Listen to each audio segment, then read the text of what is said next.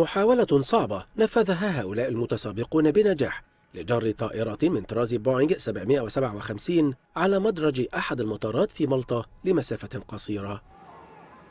للعام الخامس على التوالي استجمعت فرق يضم كل منها 20 شخصا على الأقل قواها لتسجيل رقم قياسي جديد، وتمكنوا من جر طائرة بوينغ من طراز 757-200 تابعة لشركة DHL يبلغ وزنها 60 طنا تقريبا لمسافة 20 مترا باستخدام الحبال على مدرج مطار سافي أفييشن بارك، وفقا لما قاله تشارلز شيافوني أحد المديرين بالشركة. ويشترط في تلك المسابقة التي انطلقت عام 2015 أن يتبرع كل متسابق في الفرق المشاركة ب15 يورو لصالح جماعة بوتينو كاريس التي تدعم مرضى السرطان، وخاصة الأسر التي يعاني أطفالها من هذا المرض.